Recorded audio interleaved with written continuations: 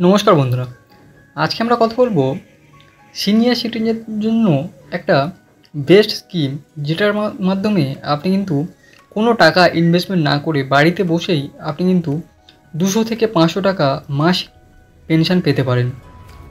সমস্তটা এই ভিডিওতে আলোচনা করব এবং কিভাবে পাবেন, কিভাবে অ্যাপ্লাই করবেন, সমস্ত কিছুই এই ভিডিওতে বলে দেব। ভিডিওটা অবশ্যই শেষ পর্যন্ত দেখুন। দেখুন, ইন্দিরা গান্ধী জাতীয় বৃদ্ধাশ্রম পেনশন প্রকল্পটির নাম নিশ্চয়ই আপনারা শুনেছেন।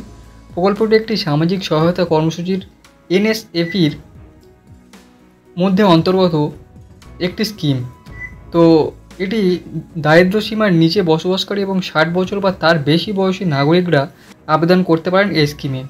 এখানে কিন্তু আপনি 79 বছর বয়স পর্যন্ত আপনি 200 টাকা পেনশন পাবেন এবং 79 বছরের বেশি হয়ে গেলে আপনার বয়স, তখন কিন্তু আপনি মাসিক 500 টাকা পেনশন পাবেন।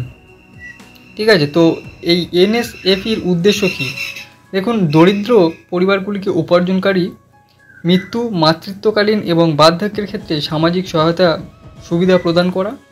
রাজ্যগুলি বর্তমানে যে সুবিধাগুলি প্রদান করছে বা ভবিষ্যতে প্রদান করতে পারে, তার পাশাপাশি ন্যূনতম জাতীয় মান নিশ্চিত করা এবং সারা দেশে সুবিধাভোগীদের জন্য কোনো বাধা ছাড়া অভিন্ন সামাজিক সুরক্ষা নিশ্চিত করা। আচ্ছা, এই স্কিমটি তৈরি হয়েছিল, ভারত সরকার দ্বারা নির্মিত হয়েছিল 15ই আগস্ট 1995 সালে।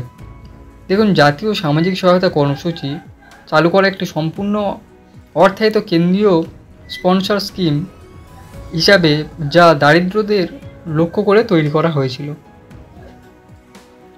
ঠিক আছে, এখানে দেখুন, আবেদন করতে গেলে আপনার যোগ্যতা কী লাগবে।